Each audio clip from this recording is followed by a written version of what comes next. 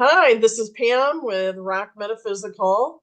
So I hope you've seen some of the other videos before this one, but I'll just keep repeating myself. ROC, ROC Metaphysical is all one word.com is the name of the website.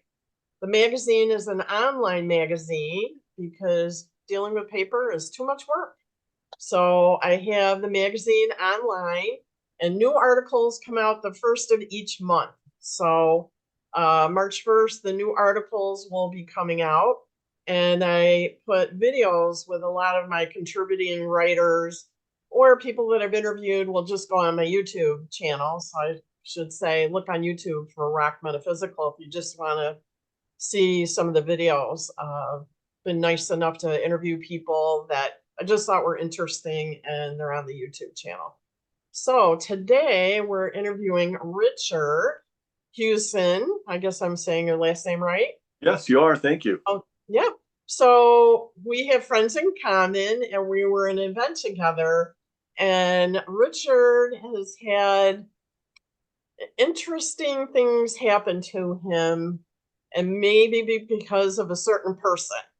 So we'll kind of start that way. Uh, I've heard of the person, and so I guess we could say that he's true to the original name in the book by Mark Twain. So, Richard, Yes, if you want to talk about Tom. sure.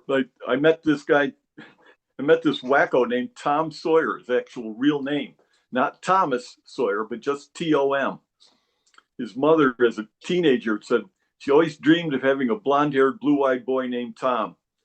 And as an adult, she runs into this guy with the last name of Sawyer. She goes, "Ooh, I wonder if he's going to go for it." And the guy did. So Tom Sawyer is Tom Sawyer. What made him different is he had an NDE, a near-death experience, in 1978. He got crushed under his pickup truck, 3 inches thick, for 15 minutes. Couldn't breathe, died. Had a unique, I can't say unique, but a very rare type of NDE in that he bypassed all imagery.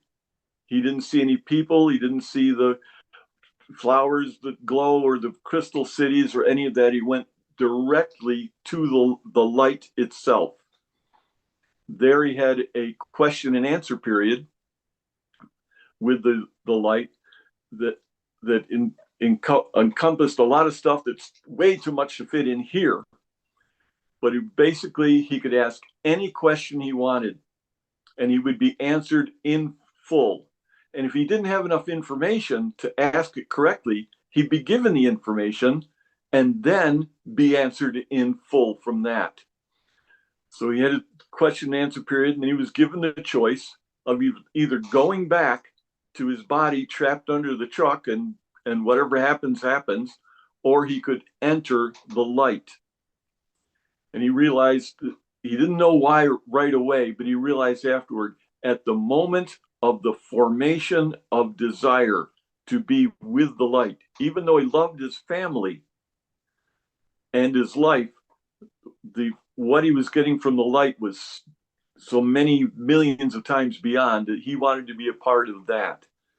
As we said, it was just like the closest he can come to describing it is the transporter in Star Trek, that he just dissolved into little sparkles of light that were absorbed into the light, with the understanding that once he made the choice to enter the light, he would never be able to choose by his own will to come back. And he went and was a part of unconditional love and total knowledge for a split of a second, and then pew, right back down the tunnel and slammed into his body under the truck. Kind of a surprise to him. So But I'll interject there. So when he was with the light, you would call that consciousness or let's say creator. his consciousness dissolved into the light, his But individualized consciousness. dissolved into the light. But what would you call the light? Did he ever say what The he light thought? the light is everything, is nirvana, is Valhalla, is Buddha, is God, is everything. It is the totality of the divine source of everything. Okay. That upon entering it, you lose your individualness and become the true oneness of it, rather than feeling the oneness and recognizing and being enveloped in the oneness. You dissolve into, and you as an individual no longer exist. Like a drop of water going into a bucket, the drop is gone, but the bucket, say, is intelligent enough to recreate that drop of water and spit it back out. So he always said he may be the only person you'll ever meet that got kicked out of heaven. Yeah, that's pretty interesting that, he made the choice to stay, but that consciousness said, wait a minute, we have a bigger picture for you to fulfill. So they said, Exactly. And maybe it was long enough to gather all that he needed to know. And it was a gift. And then he was shot right back into his body. It could easily be seen that way. It could be explained in a lot of different ways, but that works very fine. So he's back in his body, and they get the chuck off him, and he comes back to life. And 3 days later, he realizes what he's been through. He comes through to the understanding of all that has happened, and that he has spiritual responsibilities on earth, and that he's been given the abilities to fulfill them. Now, I've met a lot of people, going to a lot of conferences and whatnot, and I met a lot of highly sensitive people, but no one matched his level of sensitivity. If someone spoke his name anywhere, he'd know about it. If I had a thought somewhere off by myself, I'd come back and he would have an answer for me, or make some comment about it. I was watching him as his health deteriorated. He had quite a bad back problem, and that other things started coming after that. And I watched him one time after a talk, and it was common for him to share a hug. Hugs aren't given or taken, they're shared. He was sharing a hug with some woman, and he gives her a hug, and he backs up, looks at her, goes in, hugs again, backs up, and then acts perfectly normal. And that's unusual. I'd never seen him act like that before. So I asked him about it afterward, and he said it was the first time since his NDE that he hugged someone and didn't immediately know their entire life story. So this is kind of the level of sensitivity he had. And what was helpful to me is I'd had different things happen throughout my life. A mini life review at the age of, say, 10 or so, where I thought I was going to fall off a 200-foot cliff. My foot just slipped and slid a little bit, but I got this bam, bam, bam, bam, bam pictures of my life up to that point, like 6 or 7 of them. And I suddenly really liked this kid. He was a great little guy. That didn't fit my alcoholic household image of me, but I really liked what I saw there. Later on, at 18, I had an out-of-body experience where I thought the car I was driving was going to slide off, roll down a hill, and I started climbing out of the car. I got about halfway out and stopped and thought, oh, wait a minute, what are my parents going to feel about my death? And then I was assured somehow they're okay. Was what about my girlfriend with me? Her parents will be okay. My brothers and sisters, they'll be okay. Her brothers and sisters, they'll be okay. And I kept going. What about my cousins? What about aunts and uncles and everything? Constantly assured they'll be okay. And it felt like my concern for who might be upset went around the world, covered people I never met, and was constantly reassured they'll be okay. And then the car, it simply hydroplaned about that far. Just a little beep, and boom, I was back in the driver's. I hadn't physically moved. Wow.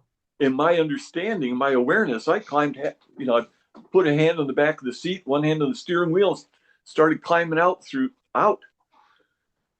not realizing I had a hardtop car. When the Huh. car took traction again. And I felt like I was there for 20 minutes. So you're probably astral traveling I was spiritually. outside of time for that moment, for that Right. split second. And suddenly I realized I hadn't physically moved. I had been through an immense experience. I look at my girlfriend and she's just sitting there like, we're just driving. It didn't register anything. But I had a sensitivity after that I felt like I knew what people were feeling. People I would talk to, I would understand how they felt. And being a good child of alcoholics with a rotten self-esteem level, I made fun of them for it. And that just, boom, it went away. And when it went away, I suddenly realized what I had lost. It's like, oh, I could have done so much good with that. So things like that had happened enough that I was really questioning uh, looking at different religions and going, yeah, I can see some of this, but some of it sounds like human thought it up or wanting to control. And I just was always paying attention, wondering what's really going on? What's the basis of all? What's underneath all of it? What's behind everything? And about that time, I was living in an old uh, house that had been cut up into individual apartments, and all the mail was thrown on a table in the foyer, and you had to search through everyone's mail to find yours. And this one flyer came up from the Yoga Society of Rochester, and I looked at it and go, well, that person doesn't live here anymore. I'll go look through it because I was kind of looking for a yoga class. And I'm flipping through it, and nothing was really fitting well. And then I see hands-on healing. Somebody pushed me from behind. And I don't know, but I look at it, it fit my budget, it fit my scheduling. I went and I was in tears the whole time. I just loved it. Without understanding why, I felt like I had come home. So And you have a lot of your own unique stories without even Tom being part of the picture. yeah, before he came into it. So the woman teaching the course was a good friend of Tom's, and I had an experience happen sometime after the course that I called her up and says, "What was that?" And she says, "I don't know. You call Tom and ask him. He's in the phone book." And I called, and his wife answered and said, "I'm sorry, he's not here, and he's really not taking call." "Oh, he just walked in. I'll ask him if he'll take this." And he did, and we had a conversation that he never remembered. But he was very helpful to me and got me in touch with Marianne Yannicone, who was doing weekly Wednesday meditations at her home and sponsored all of his local talks. When we had the choice, he finally, his back problems were bad at the time. When he finally healed up from a surgery and gave a local talk again, I went to it and I sat kind of in the back where I could see him, but I don't know, not right up front. I want to hear what he says. And back where I could kind of like, no, I want to see what he says. We'll see what this turns out to be. So he's talking along. He's talking about his bicycle racing career and how you get hurt so often in one way or another, and he'd wake up in the hospital with whatever going on, and he learned that you can adjust your level of pain tolerance according to the pain you're in. And he says, some of you know what I'm talking about. And he looked right at me. And I went, oh, yeah, when I broke my leg. Wait a minute, that was 20 years ago. How do you know about that? And then he looks at me again like, oh, come on. I'm thinking, I'm supposed to be comfortably at ease with him knowing everything about me? That's kind of scary. It's like, I never got, in 17 years of knowing him, I never got used to that. It got to be like, yeah, okay, but I was still like, it was just so strange that someone would know so much of your inner thoughts and lovingly, honestly, helpfully mention an answer or a comment that helped understand what it was questioning in my head. So he was wonderful in that way.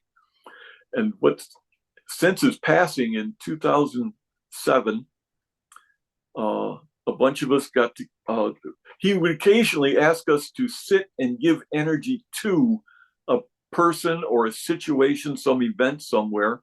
And we'd gladly go along. Yep, okay, we'll sit and we'll give energy to something. And about a year after he passed, friends started talking to each other through email and phone calls and saying, we missed doing that. We missed having that coagulating, collecting sense of we're here for a purpose, let's do something. And as we're all talking about it individually at different times and whatnot, it fell to me to write it. And I thought, okay, I remember enough of things that Tom said. I could probably fill in a couple of months, maybe 3, and then we'll see what happens after that. And now it's been 16 years and I'm still writing something every week. It's quite a ride. Because of having you guys do a group thing, then you started working on doing meditations for people, like leading a meditation. It's done through email because we're spread all across the East Coast and some out in California. We've got a couple of people in England and up in Canada. We're all over the place. But we set a time for 9 o'clock Sunday evenings for 20 minutes. We'll sit for whatever it is that has come up that I managed to write down for them. All right, so you come up with like the topic and or a little start to meditation. Yeah, there's either something that often something that I'm personally dealing with, or something I see in the world. That let's give energy to the leaders involved in deciding what to do about Ukraine. Like that was last Sunday's. Let's petition God to shine its light down on those people and do what's best for the overall good. Mm-hmm. Like God knows a lot more about what we need to learn and do than I'm going to guess at. So you ask God to just shine its light down upon them. Well, that's a nice way to do it, because you're not asking for a specific outcome, just whatever positive, whatever we hope is positive. I mean, maybe not always positive, because sometimes you have to learn a hard lesson through not a good way. Exactly. If you're refusing a lesson and it comes back, and it may be a little more difficult, and then holy crap. I should have learned that. Oh, then I'd have been a lot better off. So back to Tom. So after you met him at that meeting where he was speaking, then did you become friends and do things together? Yeah, it was kind of surprising to me that after a while he said, feel free to drop by the house anytime you want, as if it was my brother's house. Just come knock on the door anytime you feel like it. And that went on till the end of it, till he finally passed. Till he finally died for good, is how I like to say it. Right. And I know other people that knew him.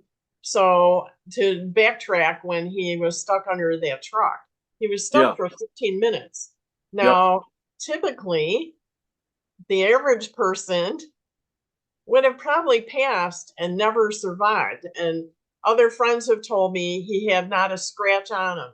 Once they got that truck up, there was no crushed bones. There was no collapsing lungs. There was no, well, I don't know about spinal damage, but I mean, he got out from underneath the truck, stood up and dusted himself off and said, I don't need those EMTs. I feel fine. He was thinking that way, but that's not what had happened. When the truck came down, the frame of the truck came across his chest, and 4 bolts, 3/8 diameter bolts, punctured his chest and stuck in between his ribs through the muscle that holds the ribs together. and it and it popped his eyes out, stuck his tongue out. He managed to get his arms up above his head and was trying to get at the hydraulic jack that he had previously put underneath the transmission to help hold the truck up. And he couldn't break it loose with his hands, or he could have jacked the truck up himself. Right.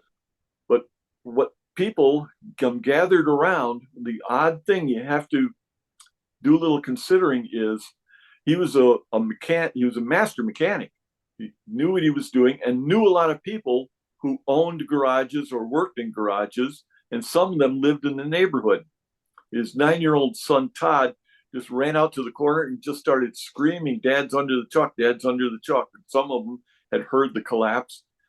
People came from all of the neighbors, and there were 3 guys there who knew how to operate the hydraulic jacks that were sitting around the truck. They could have put it underneath the bumper and jacked it up and got him up. None of them did it. They stood around, arms crossed, going, "Oh my God, oh my God." Maybe he needed to be under there. And they were held from thinking of it. 3 women, one of his wife, grabbed the front bumper of the truck and tried to lift it and couldn't budge it. They finally got a fireplace log and a 4x4 and jacked the truck up enough that they thought they could grab him by the feet and pull him out. But he was still had stuck to the frame. So lifting the truck inflated his lungs. It opened him right up. They gave a yank and he wouldn't come. They realized he's stuck to the truck. They pulled the mechanic's creeper out from under him and he fell down off of the bolts, and then they could pull him out. Wow. The bolt holes being punctured just the way they were. They weren't gushing blood. And the first physical thing he remembers is the EMT, who was a friend of his, just suddenly hovering right over him. "Tom, are you okay?" And he's trying to get out the words, "Yep, I'm okay. I'm all right. Just let me sit up." And I got to take you to the hospital. "No, I'll be okay. I'll be all right." And it's Tom. They finally bring out a kitchen chair. They get him sat up in the kitchen chair, and he's still refusing to go to the hospital. And the guy threatens to punch him. "If you're unconscious, I can legally take you to the hospital. I'm going to knock you out so I can take you to the hospital." And he goes, "Thank you. I appreciate that, but I'm feeling fine." Boom, down he went. And they hauled him to the hospital. Oh, okay. Finally. So he had these bolt holes, but no other injuries. When the guy who reads the x-rays comes in, he looks at him and he pops him up on the screen and says, "How old are you?" "Oh, okay. When were you born?" "Yeah." "How old were you?" "Wait, what's the question here? What's going on?" "Well, there's not many people who can be squashed 3 inches thick and not crack a bone." So he didn't suffer any permanent damages from that, and the bolt holes healed up. The only permanent injury from that day was his wife pinched a nerve in her finger trying to lift the truck, and that didn't come back. Wow. I mean, that's quite a story. So, Yeah. Then he goes to the light, whatever Yep. people want to call it, creator, Yep. higher consciousness, Yep. all it is, and came back. And then, like you said, he just had knowledge about everything, people, places, events, not good events. I heard he would know. Yeah, he always had an interest in airplanes, so that led him to being aware of airplane crashes. Because as he said, someone's messing with my airplanes, just because he loved the airplanes. Right. But he would know of airplane accidents that are coming up and be wondering, am I supposed to do something about that? Am I supposed to help stop that? Am I you know of it and you don't know enough, you don't know where it is, you don't know where it's going to happen. Like, how can I do anything about this? But it turned out that, as we asked him one time, are you an avatar, a spiritual avatar, not a computer avatar, an incarnation of the light? And he says, not on a daily basis, but functionally. He can function as an actual avatar.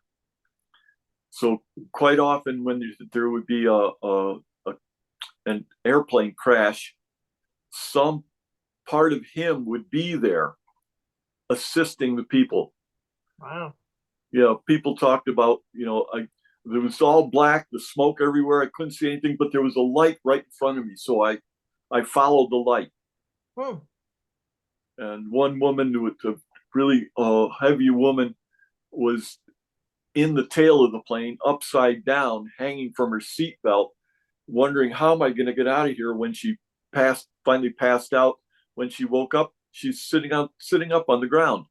Wow. And Tom says, well, it was easier after she passed out.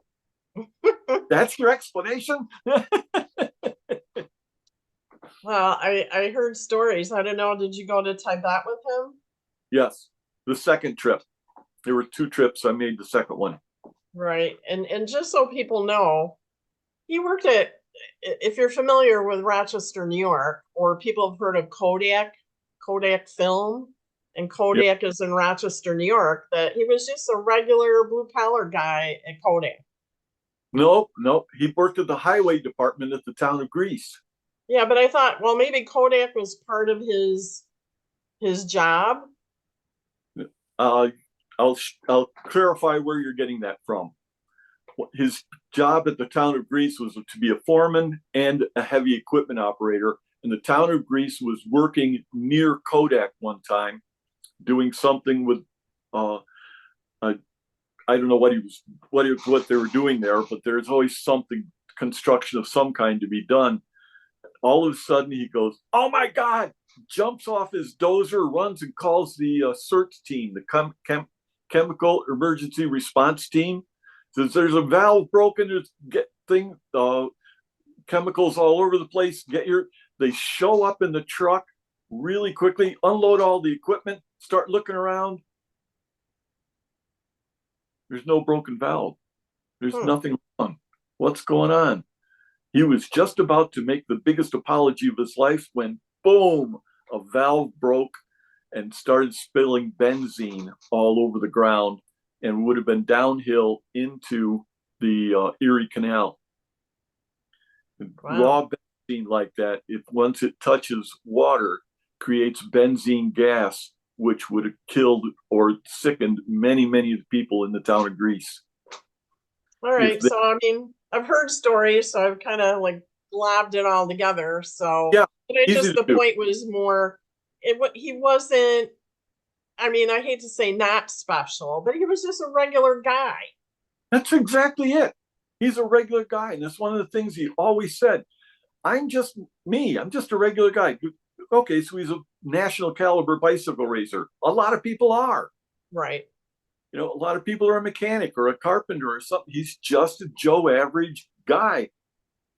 And he found he could do all these things. And his constant comment to us was, don't just take my word for it. Find out for yourself. Go into meditation, attain whatever level you need to attain to find out your own answers so that you know that this stuff is true. And you, as you said, you can do the same. Anybody can do the same thing he had done if you go into meditation and really attend to it. Right. Well, that's awfully wise advice, because I've had people tell me the same thing, that, meditation is listening. Yes. So if we all took the time, here I get my little soapbox. So if we all took a little bit of time every day to meditate and to listen, we might have a better understanding of yourself or a situation, or you might get some guidance, however that is, Yep. in a picture, in a feeling, maybe even hear something that would be, big, especially if a lot of people did it. Might be very Right. helpful. Extremely helpful.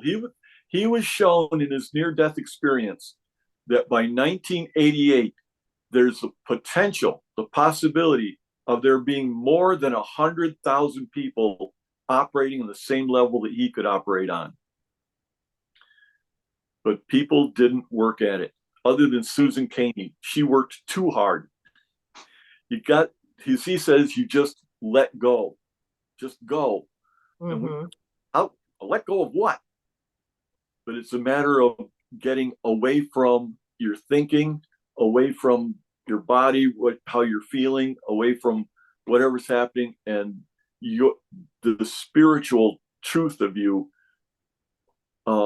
disengages from being in the body and goes out, as he calls it, cruise the main, which is looking for places to be helpful. Right. He says we can all do it, but he's so disappointed that not enough people really put in the time and the effort to attain that level.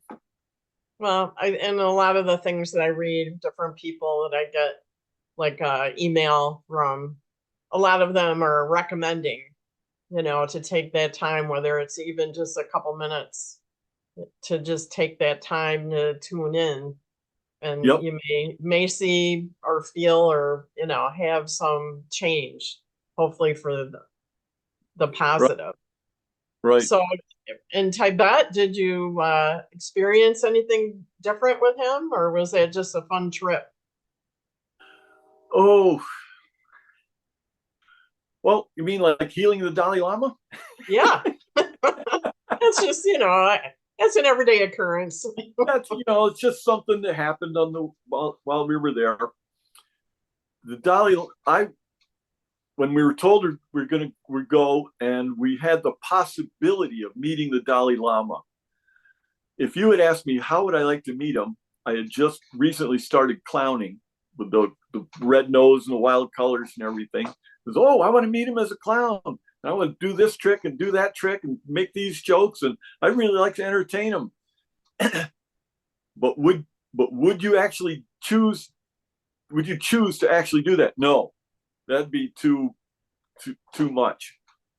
So we went on the trip knowing that the Tibetan Children's Village was there.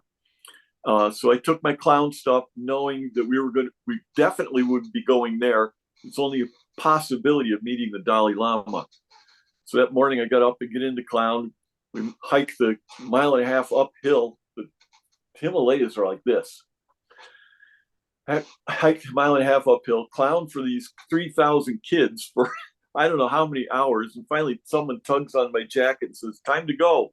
And I look around the courtyard and there's none of our people left. So I walk back. As I enter the hotel, my roommate meets me in the foyer and says, we leave to meet the Dalai Lama in 5 minutes.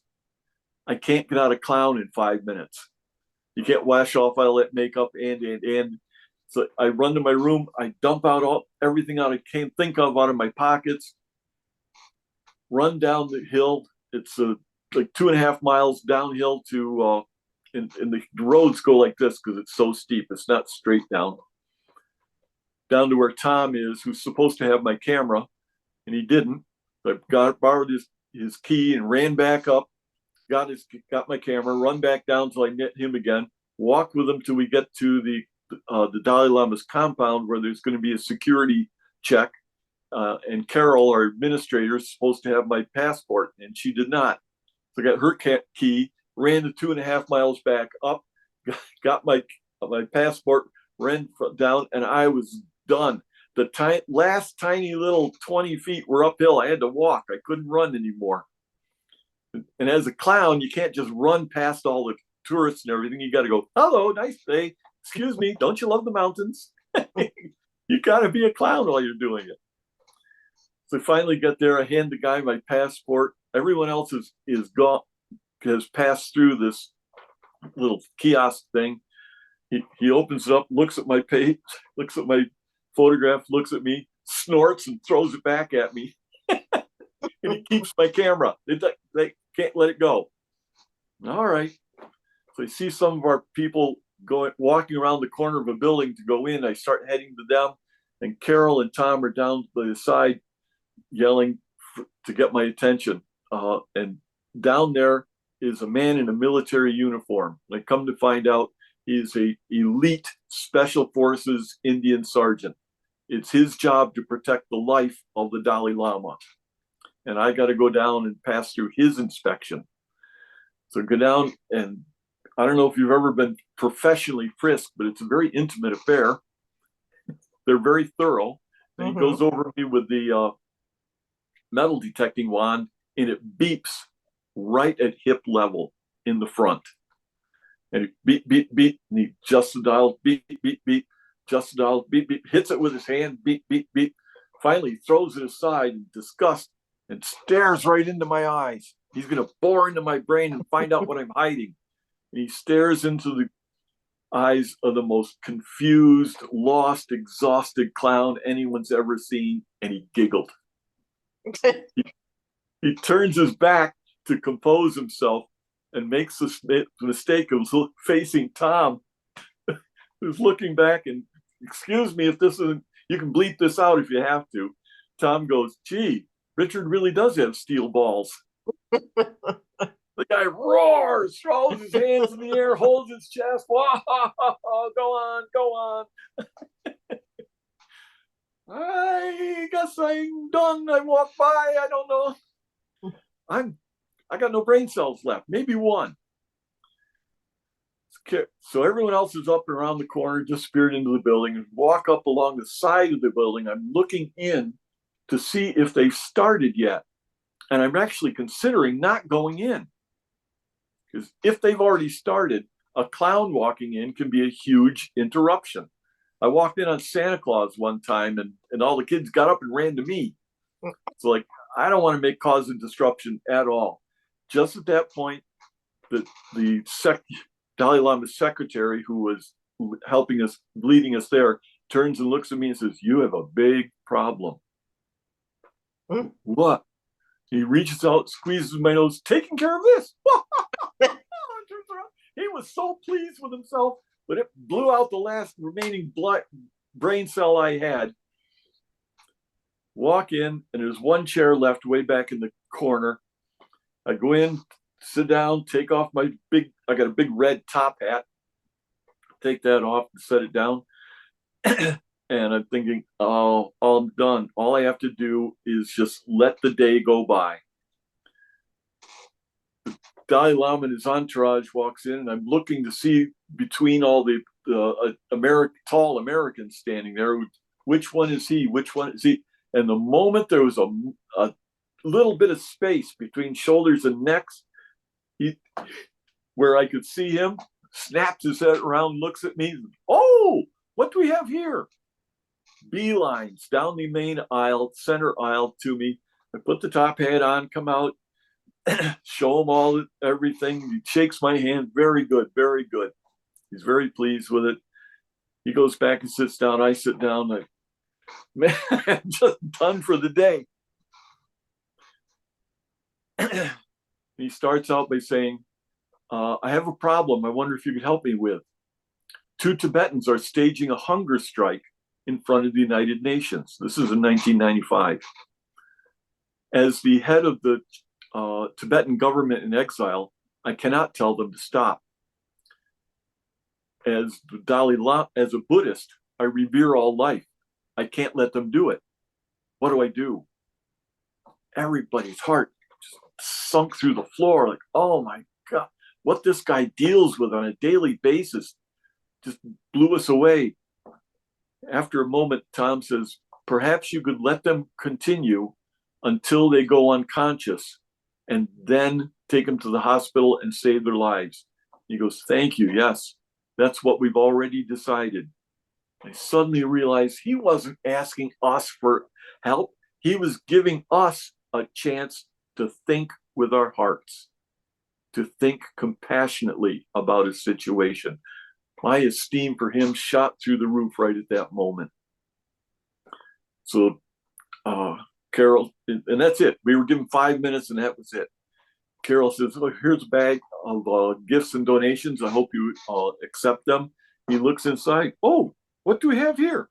And he pulls out a clear plastic box with a clown nose in it. Ah, My buddy Jim Pelk had called me up and said, "Here, you're going to meet the Dalai Lama." Well, we don't know. Well, you got to give him something. Well, yeah, a prayer shawl. No, it's got to be personal. It's got to mean something. I know. I just bought a brand new nose. No one's ever worn it. Would you give it to him? Well, yeah. At that moment, I just swam across the Atlantic to give it to him. So it went into and I had totally forgot it. I gave it to Carol and totally forgot about it.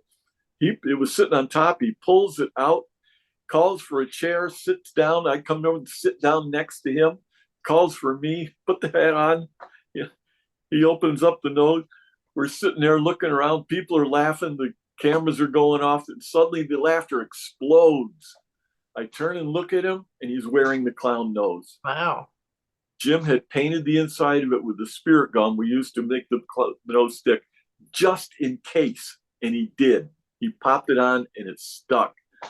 I looked at him, and suddenly I loved him more than I ever loved any of my brothers. And if I had had a working brain cell left, I wouldn't have been so bold. But because I was totally burnt out, I was only spontaneous. I reached over and put my arm around his shoulders. He put his arm up around my neck like this. We looked at a camera, and the camera went off. The amount of flowing energy I felt come through me to him was remarkable, I'll say.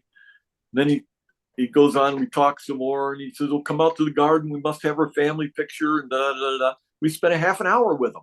Wow. Went from 5 minutes up to half an hour. And he had been sick. I don't know if I mentioned this. He'd been sick for 3 months prior. They couldn't help him. From that moment, he was no longer sick. Well, maybe gave him the energy he needed.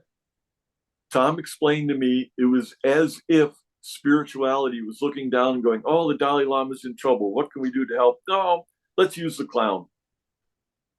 So I was used to facilitate a healing upon him. Like Right. I was the lens for the energy to come through, to be focused on him. But my thinking would have got in the way. All the things I want to do, think of doing, all that had to be burned out of me before they could really use me with the clarity they needed. So they run my butt off and blew my brains out with all this stuff, so that I was only spontaneous. No, there wasn't any like no, it wasn't happening at all. It was just an honest, spontaneous reaction. Right. So I was clear enough as a lens for that energy to flow through me to him. Did you ever find a photo or a video of that circumstance? I carry that in my pocket, but we made the agreement never to share it in electronically, never to make a copy of it, because the Chinese might use it to try and embarrass him. But I can show it to anybody in person. Okay, well, I'll remember that. You bet. I always have it in my wallet for that. Wow, what a great interaction. Well, I know Tom was full, just like Tom Sawyer in the book, he was full of adventure. You betcha. He very much was. Yeah, because a fellow that I know, I think may have gone on the first trip. He used to work, I don't know how he knew Tom because he was much younger than Tom. And I'll be darned if I can remember his name. I think his name was Brandon. And he went on I think the first trip. Yeah. First trip in 91. Yeah, and I've heard other stories about, Tom knowing things that was going to occur or was occurring right then and there, and had energetically interceded Yeah. when some bad things were going to happen. Yes, exactly. That there's many stories of him doing that. And on our trip, we're on a bus going up 5 hours of uphill along the side of a mountain in Tibet, and Tom was getting exhausted, and it was the beginnings of his lung problem. So he wasn't breathing well at that altitude. But as he's sitting there and he's just, hanging in there, he starts saying, white Land Rover, white Land Rover, white Land Rover. And Jojo Abinader realized what he was saying and yelled to the bus driver, "There's a white Land Rover coming. Be careful." And these are narrow things. We just get up to this one very sharp corner with a drop off, and the bus driver knew enough to pull over, and it wasn't a Land Rover, it was a Toyota that looked like a Land Rover. Close enough. You betcha. Because he yelled that, because Tom squeaked those words out, Jojo Abinader realized what he was saying and yelled to the bus driver, "That's why our bodies aren't still at the bottom of that mountain in Tibet." Yeah, it would be kind of a scary circumstance. Yeah. I've seen those roads like on YouTube videos when Yeah, exactly. People have traveled through Tibet, and you see some of those, and kind of scary, even if you were being super safe. Right. Yeah. So, I mean, there's stories, and we could be on here forever. So Oh, yeah. But the what do point is you about think? Tom. I'm sorry, go ahead. No, I was just going to ask you. So, how do you think Tom changed your life? If you can sum that up. Well, he gave context to so many of the experiences I had had before I met him. So I understood what it was, what had happened, put it into something, an understandable thing, rather than just that was weird. What was that for? Okay, now I'm grasping what was happening all along there, and help me understand what's really behind the major religions of the world. That there is a loving God, that we in our English we call God, but it doesn't matter what you call it. It's the divine. So as you said, the whatever all that is, and that we are on a journey to return, to have the experience of regaining our natural spirituality, the divinity within us, and that opening, that awakening of, oh, you can't replace that without first having been lost and then coming to the realization of it. And that's the process we're in. And as Tom says, we are very, very late. That by the year 2000, it was as if humanity was 1 minute before its 21st birthday, ready to become a full adult, full spiritual adult in the universe itself. But we're still obsessing over teenage material powers and structures and money, finances and politics and and it really behooves us to pay attention, to try and be as spiritual as we can. The spirituality can be a continuum.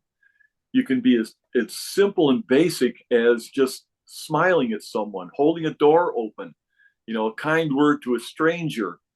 That assists humanity. The accumulation of that over your lifetime is a huge thing to assist humanity. That's at one end. The other end is being able to, as Tom did, function as an avatar, which you can attain through meditation.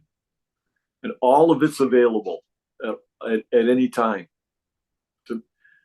In fact, the purpose of have people having NDEs is to try and create a vast army of spiritually minded people for the purpose of assisting humanity.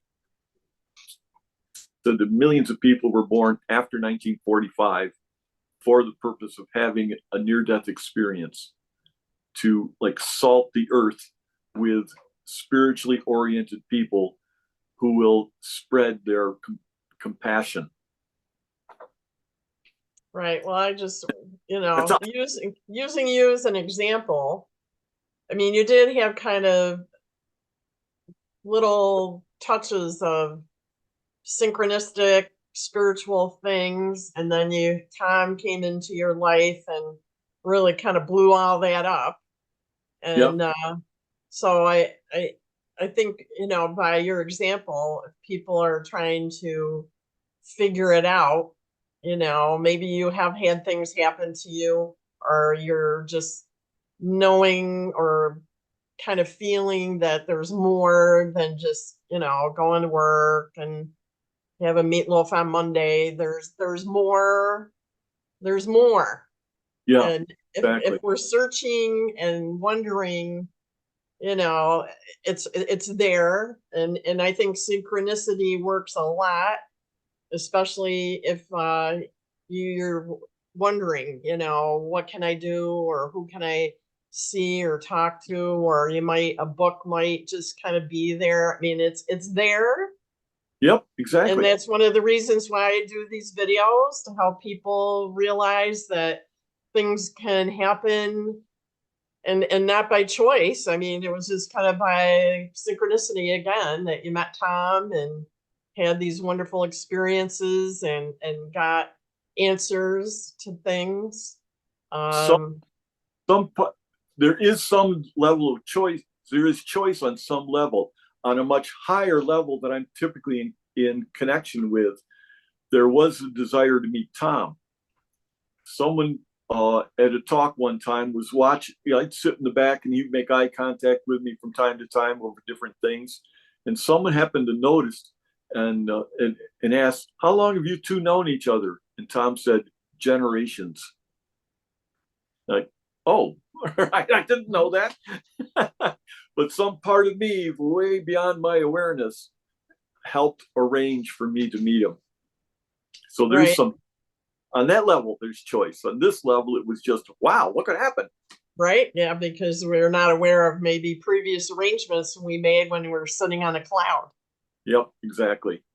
So, so I know you are going to be, if you're in Rochester, New York, in March, at the Artisan Cove in East Rochester. You're going to do a meditation, and I think the date is third Saturday, so I think it's 19.